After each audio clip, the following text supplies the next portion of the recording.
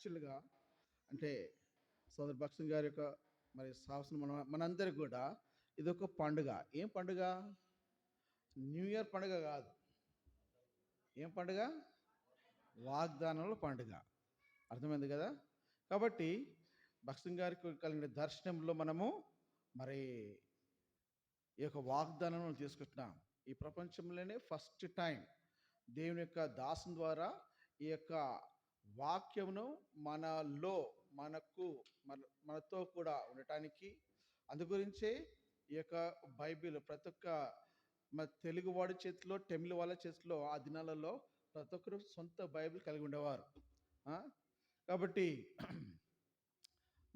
దేవుని దాసం ద్వారా ఈ సాక్ష్యము మన మధ్య నిలిపబడి ఉంటుంది. కాబట్టి 31st నైట్కి వచ్చినప్పుడల్లా మనం ఈ వాగ్దానం నుంచి వేచి చూస్తుంటున్నాం.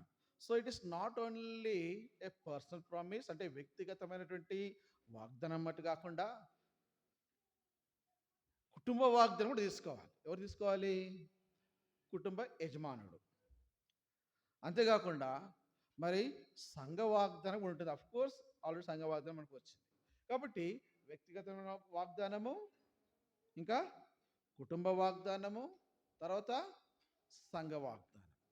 సో మూడంతలటువంటి వాగ్దానం యొక్క నడిపింపులో ఆ వాక్యం యొక్క వెలుగులో మనము జీవిస్తూ రావాలి సంవత్సరం అంతా కూడా. కాబట్టి ఈ వాగ్దానాల పండుగ, దేవుని యొక్క వాగ్దానములు అన్నీ కూడా అవును ఆమెన్ అన్నట్టుగా ఉన్నవి. కాబట్టి ఇవన్నీ కూడా దేవుడు మన గురించి రాసి పెట్టినాడు. ఈ వాగ్దానం విశ్వాసం బట్టి మనము పొందుతూ వస్తున్నాం. కాబట్టి ఇదనమున దేవుని యొక్క మరి దాసు ద్వారా సంఘంకి ఇచ్చినట్టు వాగ్దానం ఏంటిది? మొట్టమొదటిది మొదటి దశలోని పత్రిక తీయండి. మొదటి దశలోని పత్రిక 5వ అధ్యాయము 23వ వచనం. మొదటి దశలోని పత్రిక 5వ అధ్యాయం 23వ వచనం. అందరు కలిసి చదువుకుందాం. మొదటి దశలోని పత్రిక 5వ అధ్యాయం 23వ వచనం. సమాధానకర్తయగు దేవుడే మిమ్మును సంపూర్ణముగా పరిశుద్ధపరచును గాక, మీ ఆత్మయు శరీరమును మన ప్రభు అయిన యేసుక్రీస్తు రాకడయందు నిందారహితముగాను సంపూర్ణముగాను ఉండినట్లు కాపాడబడును గాక. రెండవదిగా మరి యోహాను రాసిన సువార్త 14వ అధ్యాయము 27వ వచనం. యోహాను రాసిన సువార్త 14వ అధ్యాయము 27వ వచనం. అందరు కలిసి చదువుకుందాం. మీ విభాగం తీయండి, బైబిల్ చేతిలో పట్టుకోనండి, గట్టిగా బిగ్గరగా చదువుకుందాం. యోహాను రాసిన సువార్త 14వ అధ్యాయం 27వ వచనము ఏమని రాయబడిందంటే, శాంతి మీకు అనుగ్రహించి వెళ్ళుచున్నాను, నా శాంతిని మీకు అనుగ్రహించుచున్నాను, లోకం ఇచ్చినట్టుగా నేను మీకు అనుగ్రహించట్లేదు. మీ హృదయములను కలవరపడనీకుడి, వెరవనీయకుడి. ఇది మరి రెండవ వాగ్దానంగా. మూడవదిగా ఏమి రాయబడింది? రోమీయుల పత్రిక 16వ అధ్యాయము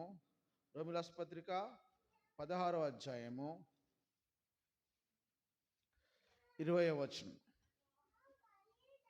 రోమీయుల పత్రిక, ఎవరు మాట్లాడొద్దు, కూర్చో బాబు, కూర్చో. రోమీయుల పత్రిక 16వ అధ్యాయం 20వ వచనము. సమాధానకర్తయగు దేవుడే సాతానును మీ కాళ్ళ కింద శీఘ్రముగా చితక త్రొక్కించును రాయబడింది.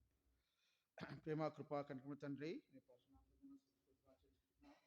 మరొకసారి వాగ్దానంతో మీరు మాకు అనుగ్రహించినటువంటి మీ యొక్క మాట ఎద్దకు వాక్యం మీదకు వచ్చినట్టుగా తండ్రి, ఈ యొక్క సంవత్సరం అనుభవంలోనే మీ యొక్క వాక్యం చేతి పట్టుకొని వాగ్దానం యొక్క అనుభవంలోనికి మమ్మల్ని తీసుకురావాల్సి వచ్చిన మీరు పొందండి. సమర్థీనకాన్ని ఆశ్రయించమని యేసుక్రీస్తును ప్రార్థించి అడిగి వేసిన తండ్రి.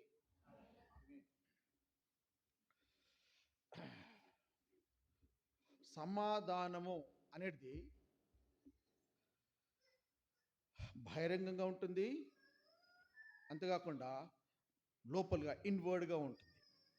అయితే సమాధానం అనేది వ్యక్తిగతంగా మనిషికి ఉన్నటువంటి మనుషులు ఉండే సమాధానము అది అందరికీ సంపన్నంగా ఉంటుంది కదా. ఈ చెయ్యి నాకొద్దు నువ్వు అని నేను తీసేయగలుగుతానా? ఆ? నాకు ఈ ఫింగర్ బాగాలేదు అని తీసేస్తానా? నువ్వు నీకు అవయాలన్నిటి కూడా ఏకమై సమాధాన స్థితిలో ఉన్నాయి కాబట్టి నువ్వు అన్నిటిని బట్టి నువ్వు ఒక మనిషిగా, ఒక పురుషుడిగా, ఒక స్త్రీగా నువ్వు ఉంటున్నావు. సో ఇవన్నీ యాక్సెప్ట్ చేస్తున్నాను. అంటే ఏంటిది? నీలో ఉన్న అనుభవాలన్నీ కూడా సమాధాన స్థితిలో ఉన్నాయి. కానీ దేవునికి సన్నిధిలో ఒక సంఘటన జరిగింది. మన అందరికీ తెలుసు. మరి ఆదికాండము 3వ అధ్యాయంలో చూసినట్లయితే దేవుడు ఆదామును సృష్టించినప్పుడు తన యొక్క సమాధాన స్థితిలో అతన్ని పెట్టిన వాడుకుంటున్నాడు. ఎప్పుడైతే తినకూడని పండు తిన్నాడో, ఎప్పుడైతే ఆజ్ఞను అతిక్రమించి మరి దేవుని యొక్క సన్నిధిలో ఆజ్ఞను మీరి మరి తినకూడని పండు తిన్నప్పుడు ఏమైపోయాడు? It is the first person on this earth, భూలోకంలో మొట్టమొదటి వ్యక్తి హీ హాజ్ ఎక్స్పీరియన్స్డ్ దట్ నేను దేవుని యొక్క సమాధానంను పోగొట్టుకున్నాను. కారణం ఎవరు? అవనా? ఎవరు? సర్పం కదా. జ్ఞాపకం పెట్టుకోండి. కాబట్టి సాతానుడు మనకును దేవునికి మధ్య ఉండే సమాధానాన్ని అతడు ఏం చేసినాడు? పోగొట్టుకునేటట్టు తనకు ఉచ్చులో, లేకుంటే తన యొక్క శోధనలో, తన యొక్క మరి ఏమంటారు దాన్ని, వరుసలో అతన్ని మనను చిక్కించేసినాడు. కాబట్టి we all lost the peace of God. దేవుని యొక్క సమాధానం అంతా కూడా మనము పోగొట్టుకున్నాం. పాపము ఈ లోకంలో ప్రవేశించడం ద్వారా ఏం చేసింది? మొట్టమొదటిగా పాపము మరి మనిషిని మరి దేవునితో ఉన్న సంబంధాన్ని, ఆ సమాధానాన్ని పాపము వేరు చేసేసింది. అసమాధాన స్థితిలోనికి మానవుడు వచ్చేసినాడు. చదవండి ఆదికాండం 3వ అధ్యాయం 23వ వచనం చదవండి. ఆదికాండము 3:23. దేవుడని యెహోవా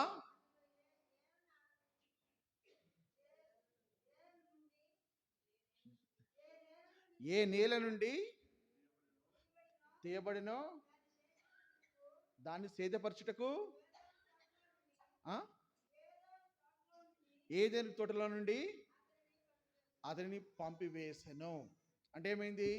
తాను చేసిన పాపను బట్టి దేవునికి సందులో నుంచి వెలుగొట్టు ద్వారా ఏమైపోయింది? దేవుని యొక్క సమాధానము అతను పోగొట్టుకున్నాడు. పాపము మనిషిని దేవుని యొద్ద నుంచి వేరు చేసింది. అఫ్కోర్స్ కారణము సర్పమై ఉండొచ్చు, సాతానే ఉండొచ్చు, కానీ పోగొట్టుకున్నాడుగా. తిరిగి సంపాదించుకోవాల్సిన ఏమైనా ఛాన్స్ ఉందా? లేనే లేదు. అంటే ఇర్రివోకబుల్, తిరిగి పొందలేటువంటి ఆ శాపం, అంటే తిరిగి పొందినటువంటి ఆ సమాధాన స్థితిని అతడు కోల్పోయినాడు, భంగపరిచాడు, వ్యత్యాసపరిచినాడు. లేకుంటే అది అది నుంచి తీసివేయబడ్డది. అందు గురించి దేవుడు అతన్ని చేసినాడు, అతన్ని పంపివేసినాడు. పాపము మనిషిని దేవుని ఎదురు నుంచి వేరు చేసింది. ఇంకేం చేసింది చదవండి. అదే ఆదికాండము 4వ అధ్యాయం 8వ వచనం. ఆదికాండం 4:8. కయ్యేను తన తమ్ముడైన హేబెలుతో మాట్లాడాను. వారు పొలంలో ఉన్నప్పుడు ఆయన ఏం చేశాడు? అతన్ని చంపివేసినాడు. ఇంక చదవండి నెక్స్ట్.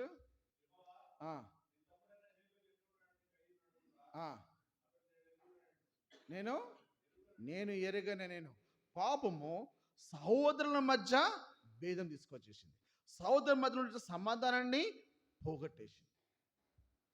పాపం మొట్టమొదటిగా మనిషిని దేవుని యొద్ద నుంచి పోగొట్టేసింది, అది వేరుపరిచేసినది. తర్వాత సమాధానం కోల్పోయిన వాడుకుంటున్నాడు. అంతేకాకుండా పాపము తన తోటి సహోదరు నుంచి కూడా వేరు చేసింది. అంటే సమాధానం ఉండవలసిన ఆ స్థితిలో నుంచి ఇద్దరును సపరేట్ చేసి పడేసింది. ఎందుకు? ఏం చేశాడు? కయ్యను హేబెలును చంపేసినాడు. తన సొంత తమ్ముడే కదా, ఎవరో బయట వ్యక్తి కాదు. కానీ పాపం చేయడం ద్వారా ఆ యొక్క అసమాధానం బట్టి ఆయన ఏం చేసినాడంటే తమ్ముడిని కూడా పాపము కుటుంబంలోనే చిచ్చుపెట్టి మరి వేరుపరిచింది. ఇంతేకాకుండా చూడండి, అదే ఆది కాండం 9వ అధ్యాయము 24 నుంచి, ఆది కాండము 9:24 నుంచి పాపం ఏం చేసినది? అప్పుడు నోహవు ఆ, ఆ, చదువు. కానాను చెప్పింపబడిన వాడై ఆ, ఆ. అక్కడ ముగ్గురు నుంచి రాస్తాడు. చదవండి చదవండి బ్రదర్. ఆ, ఆ. షేమి దేవుడనే స్థుతిపడం గాక. ఆ, ఆ, ఆ, ఆ. దేవుడు యాపెతు విశాలపరిచి అతడు షేము గుడారంలో నివసించును, అతనికి కానాను దాసుడగును అనెను. కాబట్టి ఇక్కడ ఏమైంది? మొట్టమొదటి ఎవరు? చెప్పండి. హాము, షేము, యాపెతు కదా. ఆ, కాబట్టి కానాను అంటే ఎవరు కానాను? ఎవరు సంతతి వాడు? కింద రాయబడింది కదా. ఇక్కడ రాయబడింది 19 చదవండి. 18 చదవండి అక్కడ.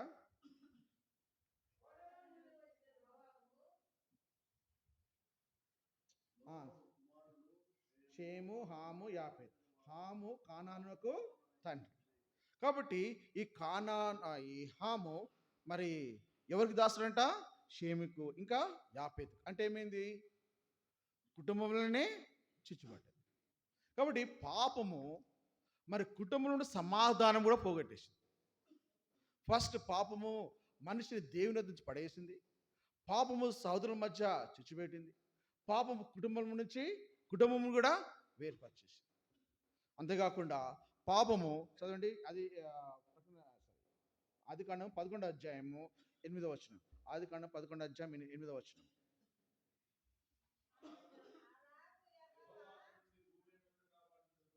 వారిని చెదరగొట్టాను. అంటే ఏంటిది? ఏం జరిగింది ఇక్కడ?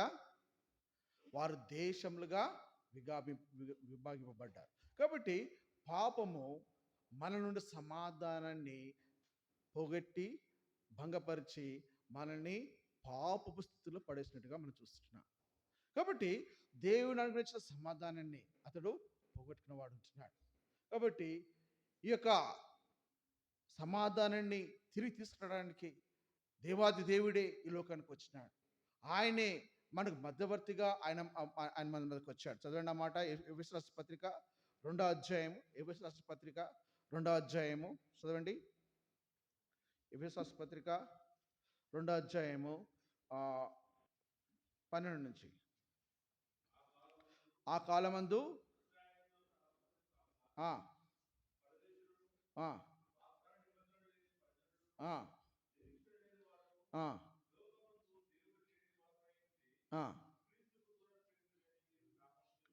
చేసుకొనుడి.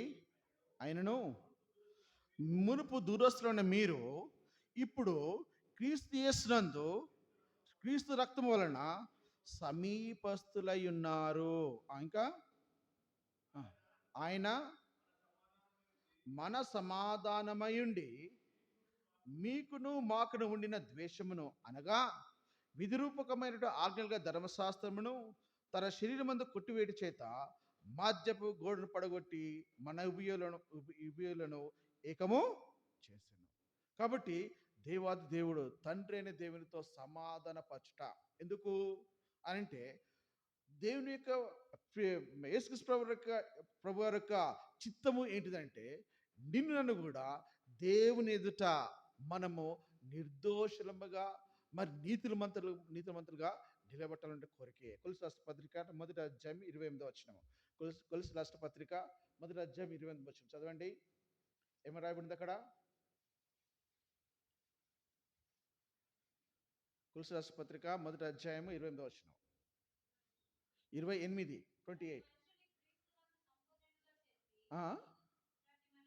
ప్రతి మనిషిని క్రీస్తునందు సంపూర్ణంగా చేసి ఆయన ఎదుట నిలబెట్టవాలని సంపూర్ణముగా చేసి అంటే ఏంటిది సంపూర్ణత? క్రీస్తు కలిగిన సంపూర్ణత. కాబట్టి అదే కొలస్సీ పత్రిక మొదటి అధ్యాయము, అదే కొలస్సీ పత్రిక మొదటి అధ్యాయము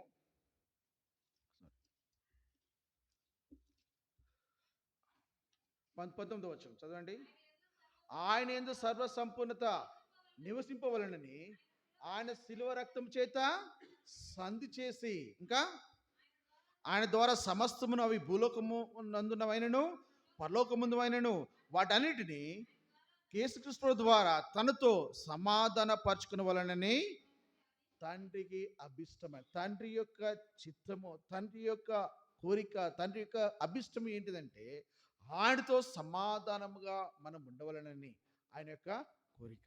అందు గురించే దేవాది దేవుడు తండ్రితో దేవునితో సమాధానపరచు నిమిత్తమై ప్రియకుమారుడు యేసుక్రీస్తును పంపించి ఆయన యందు విశ్వాసం ఉంచడం ద్వారా, రోమీయులకు పత్రిక 5వ అధ్యాయం మొదటి వచనం, రోమీయులకు పత్రిక 5వ అధ్యాయం మొదటి వచనం చదవండి. రోమీయులకు పత్రిక 5వ అధ్యాయం మొదటి వచనం. కాబట్టి విశ్వాస మూలమున మనము నీతిమంతులుగా తీర్చబడి మన ప్రభువైన యేసుక్రీస్తు ద్వారా దేవునితో సమాధానం కలిగి ఉన్నాము. కాబట్టి తిరిగి తండ్రి అయిన దేవునితో మరి మనకున్న అడ్డుగోడను తీసివేసి ఆయనతో పాటు సమాధాన పరచడానికి దేవాది దేవుడు ఈ లోకానికి సృష్టికి రావాల్సి వచ్చింది. ఆయన యేసుక్రీస్తు యొక్క నామములోకి వచ్చి మన గురించి తన యొక్క ప్రాణం పెట్టి తిరిగి సమాధాన స్థితికి మనం తీసుకొచ్చిన వాడు ఉంటున్నాడు. అదే రోమీయులకు పత్రిక 5వ అధ్యాయం, 5వ అధ్యాయం 9వ వచనము, 9-10. కాబట్టి ఆ రక్తం వలన నీతిమంతులుగా తీర్చబడి మరి నిశ్చయముగా ఆయన ద్వారా ఉగ్రత నుండి రక్షింపబడతాము. ఏలయనగా ఏమంట? శత్రులమై ఉండగా ఆయన కుమారుని యొక్క మరణం ద్వారా దేవునితో సమాధాన పరచిన ఎడల ఆ సమాధాన పరచబడిన వారమై ఆయన జీవించడం చేత నిశ్చయముగా రక్షింపబడదము. కాబట్టి ఆయనే మనల్ని తండ్రి అయిన దేవునితో సమాధానపరిచి ఆయనే సమాధాన స్థితిలో మనం తీసుకొని వచ్చి దేవునితో పాటు సమాధానపరిచినాడు.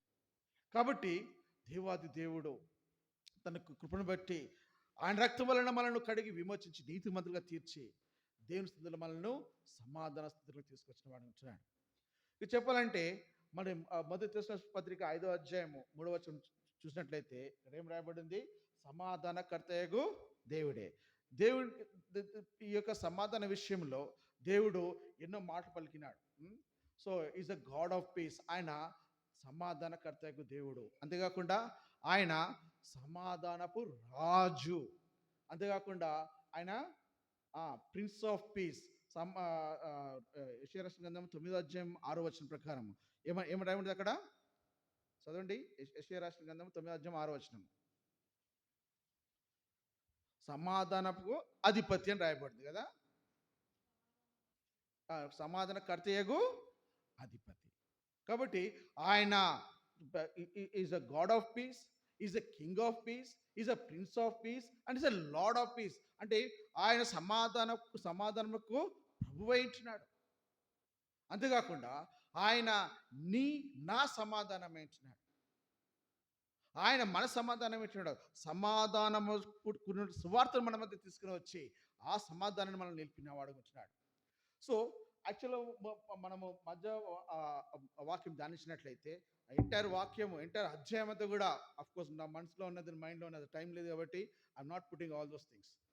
కాబట్టి దేవుడు ఆ అధ్యాయం ఎప్పుడు సందర్భం ఏంటిదంటే యేసుక్రీస్తు ప్రభువు వారు సిలువ వేయబడి సమయము ఆసనం అయిపోయింది. 16వ అధ్యాయంలో ఆయన సిలువ వేయబడతాడు. 15-16 అధ్యాయంలో ఆయన సిలువ వేయబడతాడు. కాబట్టి యేసుక్రీస్తు ప్రభువు ఇంకా అంటే ఆఖరి టైంలో ఆయన అంటాడు, నేను మిమ్మల్ని ఒంటరిగా, చదవండి ఆ భాగము 14వ అధ్యాయము 13వ వచనం, 14-13. నేను తండ్రి వేడుకొందును. యోహాను సువార్త 14:16 సిస్టర్ 16. నేను తండ్రిని వేడుకొందును, మీ యొద్ద ఎల్లప్పుడు ఉండుటకై ఆయన వేరొక ఆదరణకర్త అనగా సత్య స్వరూపి ఆత్మను మీకు అనుగ్రహించును. కాబట్టి ఇంకా చదవండి. చదవండి ఇంకా. లోకము ఆయన చూడదు, ఆయన ఎరగదు కనుక ఆయన పొందనేరదు. మీరు ఆయన ఎరుగుదురు. ఆయన మీతో కూడా నివసించును, మీలో ఉండును. కాబట్టి నేను మిమ్మల్ని ఒంటరిగా వదిలిపెట్టాను, లేకుంటే మిమ్మల్ని నేను తండ్రి వేడుకొందును, మీ యొద్ద ఎల్లప్పుడు ఉండుటకై ఆయన వేరొక ఆదరణకర్తను. ఆదరణకర్త అంటే ఎవరు? చదవండి, అదే అధ్యాయం 25 వచనము, 26 వచనము. ఆదరణకర్త అనగా తండ్రి నా నామమున పంపబోవు పరిశుద్ధాత్మ దేవుడు. కాబట్టి ఈ యొక్క దేవునితో సమాధానపరచబడుట ప్రభు అయిన యేసుక్రీస్తు వారు మన గురించి పంపబడినటువంటి తన పరిశుద్ధాత్మ ద్వారా తిరిగి మనల్ని నా స్థితిలో తీసుకొస్తున్నాం అడుగుతున్నాడు. కాబట్టి చదవండి ఇక. పరిశుద్ధాత్మ సమస్తం మీకు బోధించి నేను మీతో చెప్పు సంగతులన్నిటిని మీకు జ్ఞాపకం చేయును. మనము స్వభాసితముగా ఎలాంటి వారమంట? అన్ని జ్ఞాపకం ఉంటాయండి, అన్ని జ్ఞాపకం. నిన్న ఏం జరిగింది జ్ఞాపకం ఉందా? మొన్న ఏం జరిగింది జ్ఞాపకం ఉందా? మొన్న 9 గంటలకు ఏం జరిగింది జ్ఞాపకం ఉందా? కదా. సరే, పోయిన సంవత్సరం ఈ రోజు ఏం తిన్నావు జ్ఞాపకం ఉందా? అసలు కౌంట్ చేయం కదా. కాబట్టి మనం జ్ఞాపకం మనలో సంపూర్ణం ఉండదు. కానీ దిస్ ఇస్ వాట్ ఎగ్జాక్ట్ తెస్సలోని వారికి చేసిన పొరపాటు. అందుకోసం అపోస్తలుడైన పౌలు 2 తెస్సలోనిక పత్రిక ఎందుకు రాశాడంటే అందుగురించి రాశాడు. తన యాత్ర జీవితంలో అపోస్తలుడైన పౌలు దాదాపు అంటే మొత్తం 4 యాత్రలు చేస్తున్నాడు. తనకు 2వ యాత్రలో అపోస్తలుడైన పౌలు మరి యెరూషలేం నుంచి అంటియోకియాకు వస్తే అంటియోకియా నుంచి ఆ యొక్క ఇక్కడ ఆ ప్లేస్ చూడండి, అందరు మ్యాప్లో ఉంది అక్కడ.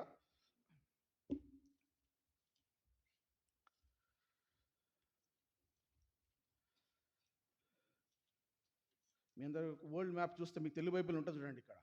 ఓకే, త్రోయన్ ప్రదేశానికి వస్తాడు. త్రోయ నుంచి పక్కన ఉన్నటువంటి ఆ యొక్క ఫిలిప్పి పట్టణానికి వస్తాడు. ఫిలిప్పి నుంచి అతను ఆ తెస్సలోనికి వస్తాడు అన్నట్టు. అక్కడ తెస్సలోని రాయబడింది. సో తెస్సలోనిక పత్రిక అది యూదుల ప్రాంతం కాదు, అది అన్య ప్రాంతం. అక్కడికి వచ్చి 21 దినములు అంటే 3 వారాలు అక్కడ ఉండి అతడు సువార్త ప్రకటిస్తూ వారి మధ్య సువార్త చేస్తాడు. అతన్ని అక్కడ నుంచి చంపేవాళ్ళని, అతన్ని బెదిరించవాలని, అతన్ని అంటే వాళ్ళు అక్కడ వెళ్ళటానికి ఎవరు వెళ్తారంటే అపోస్తలుడైన పౌలు, శీలయు ఇంకా తిమోతి చిన్నవాడు ఆ టైంకి.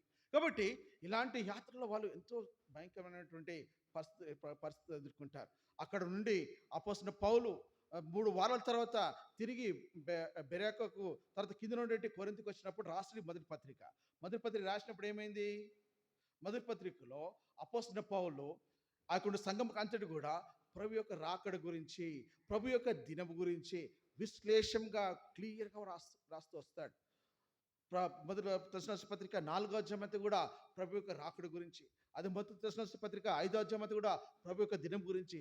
ఈ విధంగా అకస్మాత్తుగా అది భయంకరమైన దినంగా మరి దొంగ వల్ల వచ్చినట్లు అది వస్తుందని వాళ్ళు రాసినప్పుడు అందరూ కూడా చాలా బిత్తరపోతారు.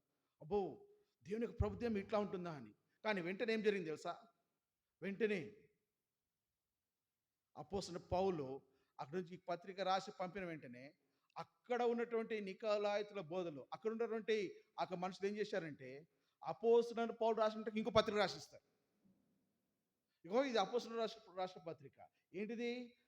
అపోస్తలుడు రాసినటువంటి తెస్సలోనిక పత్రిక భిన్నంగా ప్రభు యొక్క దినము ఆల్రెడీ వచ్చేసింది, మనం అందరం ప్రభు యొక్క దినములు ఉన్నాము అని చెప్పేసి వాళ్ళు రాసిస్తున్నారు.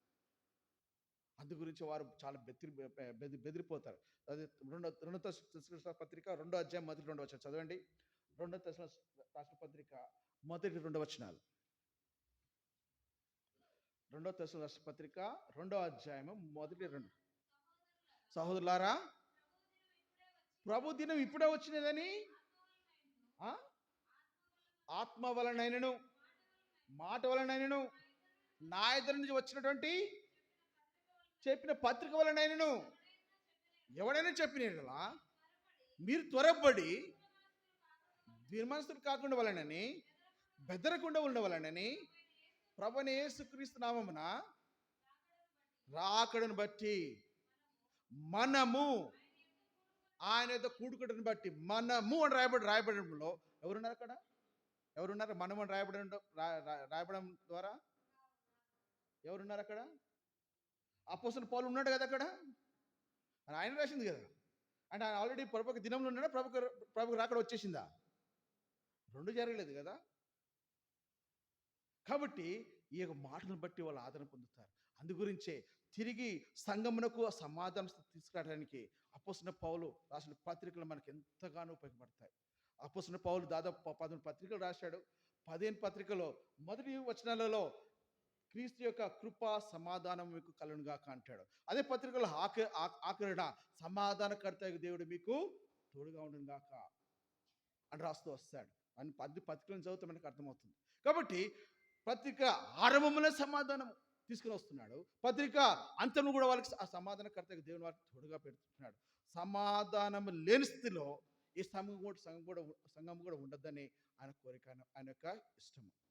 కాబట్టి ఆ వచనంలో ఏమంటున్నాడంటే, నా శాంతిని మీకు అనుగ్రహించిన, శాంతి అంటే కింద రాయబడి ఉంది సమాధానం అని. కాబట్టి దేవుని యొక్క సమాధానమును, ఆయనకు సమాధానం నేను మీకు అనుగ్రహిస్తున్నాను. దేవాది దేవుడు యేసు స్వయం మాట పలికిన మాట. కాబట్టి ఆయనకు వచ్చినప్పుడు ఏం చేస్తున్నాడు? ఫస్ట్ ఆఫ్ ఆల్ తన యొక్క సమాధానాన్ని మనకు అనుగ్రహించే దేవుడుగా ఉంటున్నాడు.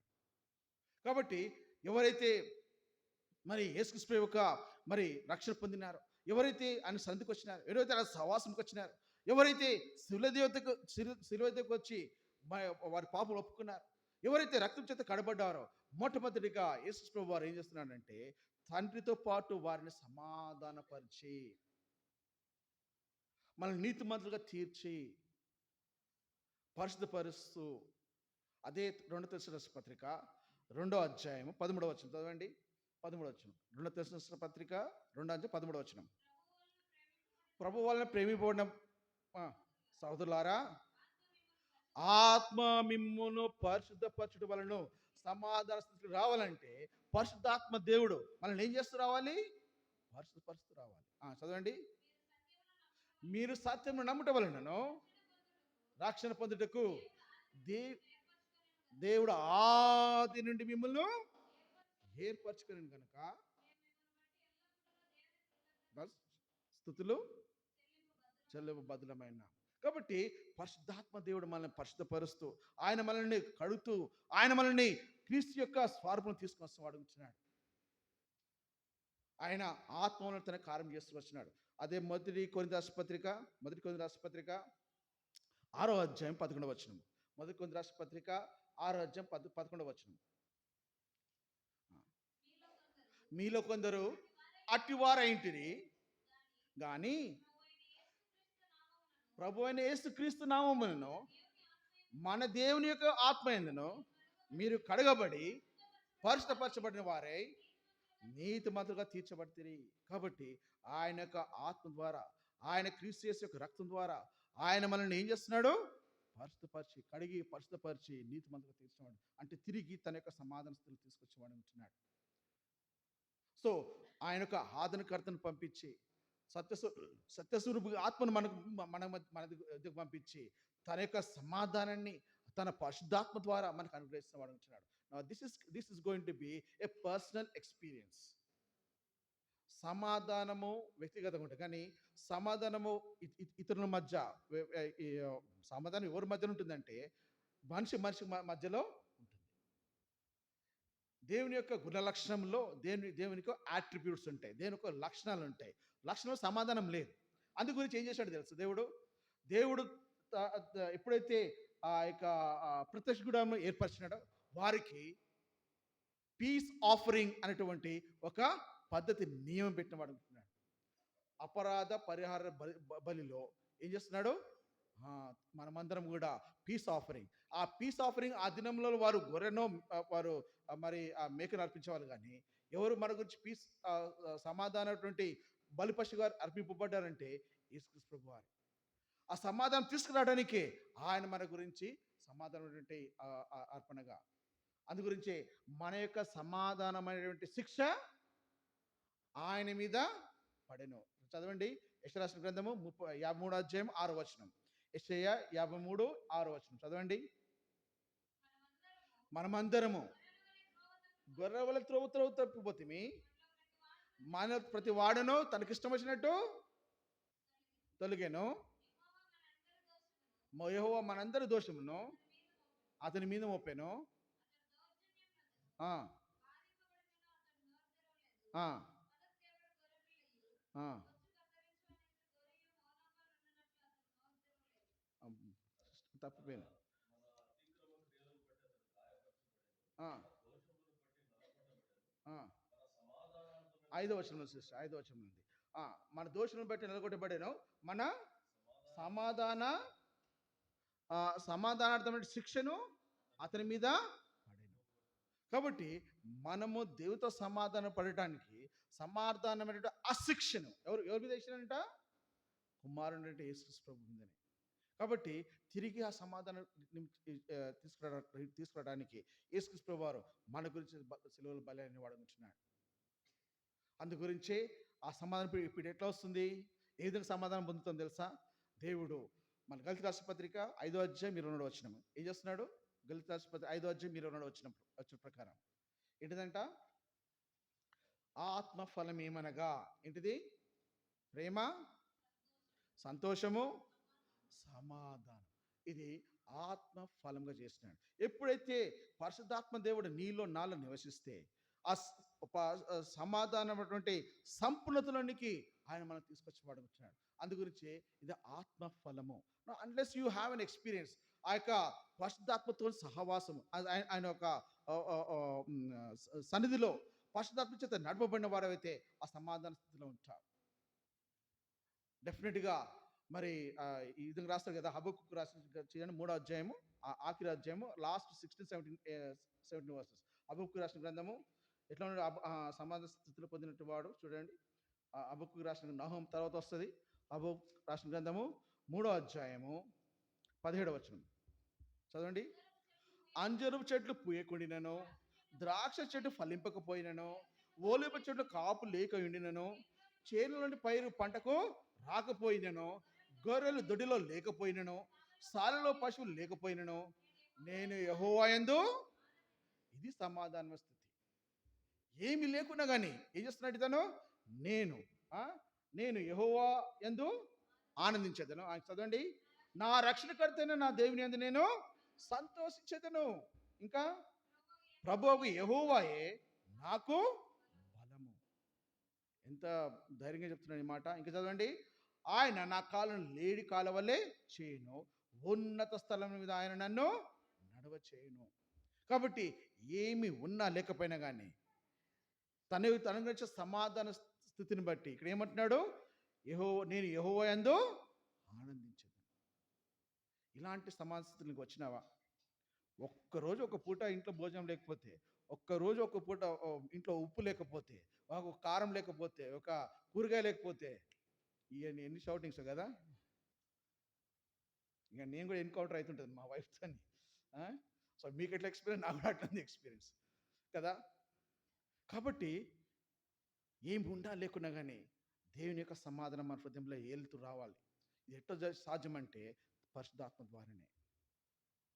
కాబట్టి ఆదరణకర్తను, సత్యస్వరూపిగా ఆత్మను, పరిశుద్ధాత్మను ఆయన మనలో వచ్చి దేవునిలో సమాధాన స్థితిలో మరి ఎల్లప్పుడూ ఉంచేవాడు ఉంటున్నాడు. అందు గురించే శాలలో పశువులు అంజూరపు చెట్లు పూయకుండినను, ద్రాక్ష చెట్టు పల్లిపకుండినను, ఒలివ చెట్లు కాపు లేకయుండినను, చేనులో పైరు పంటకు రాకపోయినను, గొర్రెలు శాలలో లేకపోయినను, దొడ్డిలో లేకపోయినను, శాలలో పశువులు లేకపోయినను, నేను యెహోవా యందు ఆనందించాను. నా రక్షణకర్త అయినటువంటి నా దేవుని యందు నేను సంతోషించుదును.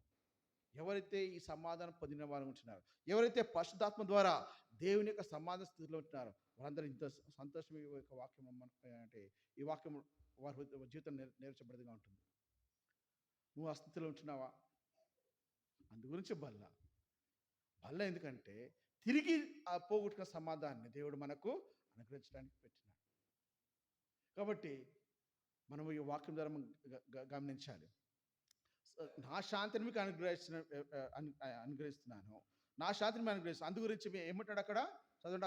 యోహాను రాసిన సువార్త 14:27లో శాంతిని మీకు అనుగ్రహించి వెళ్ళుచున్నాను, నా శాంతిని మీకు అనుగ్రహించున్నాను, లోకం ఇచ్చినట్టుగా నేను మీకు అనుగ్రహించట్లేదు. కాబట్టి మీ హృదయములను కలవరపడినకుడి.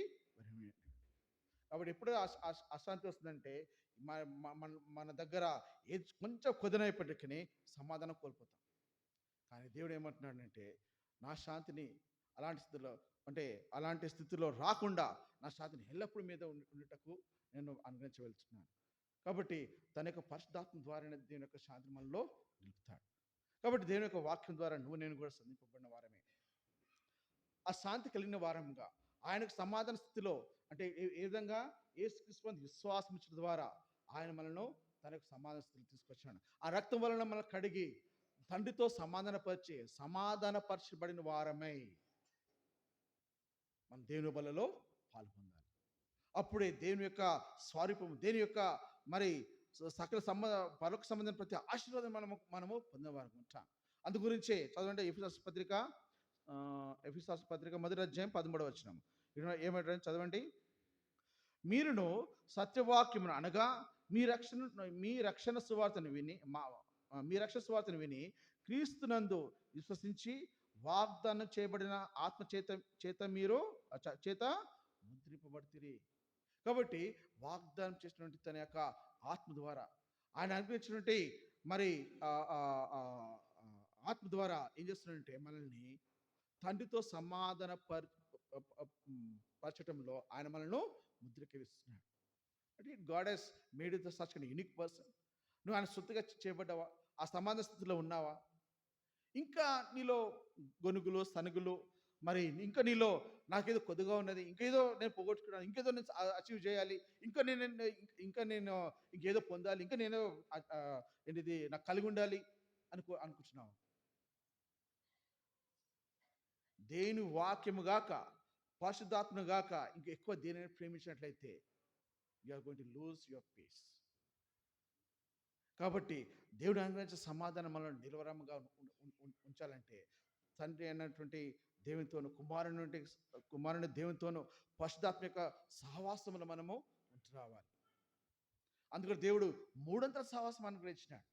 1 యోహాను రాసిన పత్రిక 1వ అధ్యాయము 4-5 వచనాలు. 1 యోహాను రాసిన పత్రిక 1వ అధ్యాయం 4-5 వచనాలు.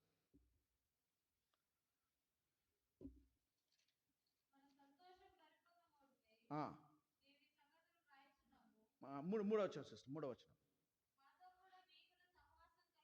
మాత కూడా మీకు సహవాసం కలిగినట్లును మేము చూసిన దానిని వినిన దాన్ని మీకు తెలియజేస్తున్నాము. మన సహవాసం అయితే ఎవరితుందంట? తండ్రితో కూడాను, ఆయన కుమారుడైన యేసుక్రీస్తు కూడాను ఉన్నది. తండ్రి అయిన దేవునితో ఉన్నది, కుమారుడు యేసుక్రీస్తు అవుతున్నది. అదే 2 కొరింథీ రాసిన పత్రిక 13వ అధ్యాయము 2 కొరింథీ రాసిన పత్రిక 13వ అధ్యాయము 14వ వచనం చదవండి. ప్రభువైన అయిన యేసుక్రీస్తు కృపయో, దేవుని యొక్క ప్రేమయో, పరిశుద్ధాత్మ యొక్క సహవాసం.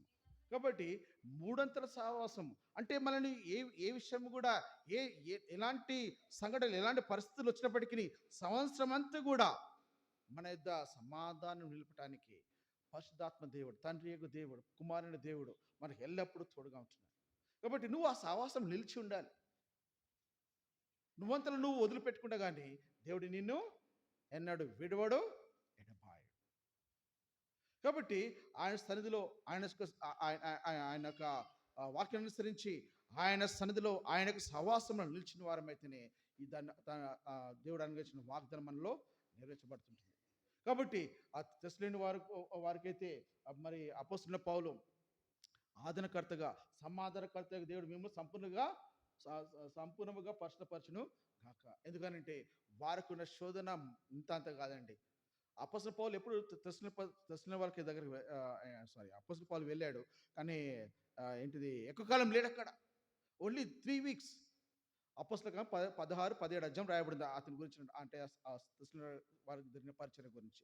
కాబట్టి వారు 3 వారాలు చెప్పినాడు, కానీ వారు విశ్వాసం గలవారై, వారు కొద్ది మంది అయినప్పటికీ వారు ఎంతో బలముగా దేవుని వాక్యం అంగీకరించి వాళ్ళు జీవిస్తూ వచ్చినారు.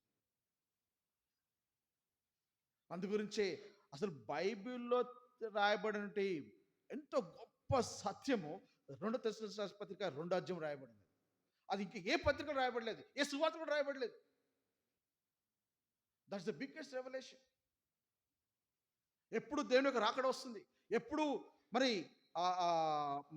ధర్మ విరోధ సంబంధమైన వాడు విడిపబడతాడు అనే సత్యాన్ని 9-10 వచనం చదివితే ఎంతో ఆశ్చర్యపోతాం. కాబట్టి పరిశుద్ధాత్మ దేవుడు ఏ విధంగా మనలో ఏ ఏ స్థితిలో నుంచి మరి ఏ మార్గం నడిపిస్తామని ఎవరికి తెలియదు. సామెతలు 31:14. సామెతలు 31:14 చదవండి. 31-30 సారీ 30-18 నా బుద్ధికి మించినవి 3 కలవు, నేను గ్రహింపలేనివి 4 కలవు. అవి ఏమంటే అంతరిక్షమున, అంటే ఒక పక్షి పోయింది, ఒక కాకియో కొంగన పోయింది, దానికి ఒక రూట్ వేసిర్రా, దానికి ఒక రోడ్ వేసిర్రా, కానీ పోయింది ఎక్కడి నుంచి అంటే పోయిందంటాం కదా. కాబట్టి దానికి మార్గం అనేది ఏది కూడా మనం స్థిరపరచలేం. కానీ పక్షిరాజు జాడ, ఇంకా బండ మీద సర్పపు జాడ, బండ మీద పాము పోయింది అనుకోండి, అది ఏ మార్గం వెళ్ళింది మనం దాని మార్గం కనిపెట్టగలుగుతామా? ఇంకా నడి సముద్రంలో ఓడ నడిచి జాడ, సముద్రంలో ఓడ వెళ్ళిపోయింది, అది ఏ మార్గం వెళ్ళిపోయింది అంటే ఆ ఓడ గురించి మనం మార్గం కనిపెట్టగలమా? లేదు. ఇంకా చదవండి. కన్యకతో పురుషుని జాడ, కన్యక అంటే సంఘము, పురుషుడు అంటే యేసుక్రీస్తు వారు. ఏ విధంగా తన ఆత్మ ద్వారా మనల్ని నడిపిస్తాడో, ఏ విధంగా మనల్ని తండ్రి అయిన దేవుడితో సమాధాన స్థితిలో ఉంచి ఆయన ముందు కొనసాగిస్తాడో, అది వ్యక్తిగతమైన అనుభవం మట్టుగా ఉంటుంది. అందుగురించే సమాధానకర్తయగు దేవుడు, ఆయన సమాధానానికి కర్త అంటే అధిపతి, అంటే ఆయన ఒక్కడే ఈ సమాధానం మనకు తీసుకురాగలడు. ఈ లోకంలో ఎవరు తీసుకురాలేడు. ఇంకా ఈరోజు ఈ ప్రజెంట్ సిచ్యువేషన్ చూసినట్లయితే ప్రపంచంలో ఎంత భయంకరమైన మరి యుద్ధాలు లేకుంటే అసమాధాన స్థితిలో ఎన్నో దేశాలు ఉంటాయి. ఈవెన్ మన దేశం కూడా it's very difficult to bring peace. అందరూ సమాధానం గురించి పోట్లాడుతున్నారు, కానీ ఎవరు కూడా సమాధానం తీసుకురారు. అది కేవలం తండ్రి అయిన దేవుడు కుమారుని యేసు ద్వారా సాధ్యమవుతుంది. అక్కడ ఉన్నటువంటి యూదులు అంటారు, మరి ఇస్సాకును మా దేవుడిని యెహోవా ఇస్సాకును బలి అర్పించినాడు. అక్కడ నుండి అరబులు అంటారు, లేదు మా అబ్బాయి అంటే ఇష్మాయిల్ అర్పించినాడు. వీళ్ళిద్దరికి ఎప్పుడు వైరమే, ఎప్పుడు సమాధానం బయలుపరుస్తుంది. అసలు ఇస్సాకు కాదు, ఇష్మాయిల్ కాదు, ఎవరు? కుమారుని యేసుక్రీస్తు వారిని ఆ హోరేబు కొండ మీద దేవుడు బలి అర్పించినాడు. ఈ సత్యం గ్రహించినప్పుడే ఆ సమాధానం వస్తుంది. కాబట్టి ప్రపంచం చూసినట్లయితే సమాధానం లేదు, కుటుంబంలో చూస్తే సమాధానం లేదు. కానీ దేవుడి వాగ్దానం మనకు అనుగ్రహించాడు. సుమా జ్ఞాపకం పెట్టుకోండి, ఎప్పుడైతే ఆదరణకర్తను సత్యస్వరూపగా ఆత్మ మన మధ్యలో మన హృదయం ఉంచుకుంటామో అప్పుడే ఆ సమాధానకర్త దేవుడు ఆయన ఏం చేస్తాడంటే మనకు సంపూర్ణ పరిశుద్ధిగా చేస్తాడు. ఆయన మనలో తనకు సంపూర్ణ స్థితిలో తీసుకుని వస్తాడు. ఆయన శాంతి మన హృదయంలో ఏలనిస్తూ వస్తాడు. ఎప్పుడైతే మరి ఆ సాతానును ఎవరైతే అసమాన తీసుకురానికి కారణమైనాడో ఆ సాతానును మనము వారిని జయిస్తారు, కానీ వారిని కాళ్ళకి తొగిస్తాను, కానీ తిరిగి సమాధానం పొందలేము. నువ్వు సాతానుతో పాటు కలిసినావు అనుకో, దేవునితో సమాధానం పోగొట్టుకుంటావు. అందుగురించే మూడో వాక్యం రాయబడి, సమాధానకర్తగా దేవుడు సాతానును మీ కాళ్ళ కింద శీఘ్రముగా తొక్కించను. కాబట్టి ఆయన పాదముల దగ్గర, ఆయన పాదం మీద ఎప్పుడు తొక్కేసినాడు కదా శిలువలో. కానీ నీ పాదముల కింద అంటే ఏంటిది? ఆ శాంతి, ఆ సమాధానం కలిగి ఉండాలంటే నువ్వు సాతాను చంపివేయాలి. లోకంలో నుంచి వాడిని వెలగొట్టాలి, నీ యొక్క జీవితం నుంచి వాడిని వెలగొట్టాలి. లోకంలో డెఫినెట్గా శ్రమ వస్తుంది, లోకంలో డెఫినెట్గా మరి వ్యక్తిగతంగా కుటుంబంగా మీకు శ్రమలు వస్తాయి. కానీ ఏమంటాడు దేవుడు? నేను లోకమును జయించినాను. యోహాను రాసిన సువార్త 16:33 చదవండి. యోహాను రాసిన సువార్త 16:33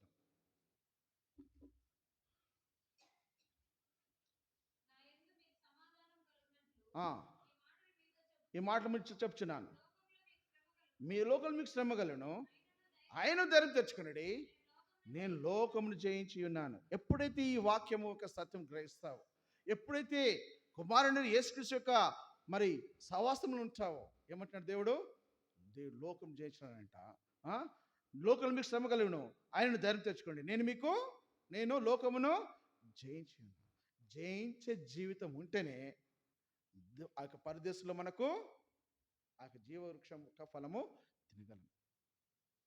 కాబట్టి మనం జయించే వారంగా అంటే ఆ సమాధానము మనలో సంపూర్ణంగా మన హృదయంలో, మన తలుపులకు, మన ఆలోచనలకు కావాలని ఉంచాడు. ఎప్పుడైతే నువ్వు ఒక మరి దేవుని యొక్క వాక్యం అనుకుని జీవిస్తూ వస్తావు, ఎప్పుడైతే ఆ విజ్ఞాపన చేత, ఆ ప్రార్థన చేత దేవునికి వస్తావు, అప్పుడు దేవుని యొక్క సమాధానం మన యొక్క హృదయం, మన మనసులో, మన యొక్క ఆలోచన, మన యొక్క తలుపులకు ఎప్పుడు కావులుగా ఉంటూ వస్తాడు.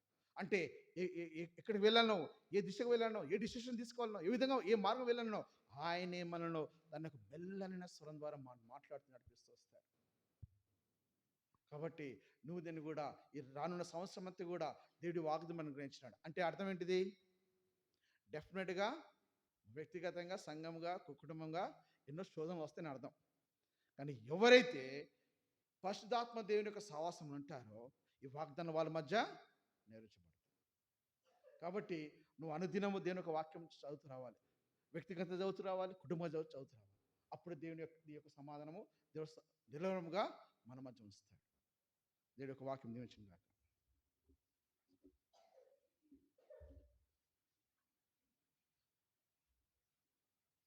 చదవబడిన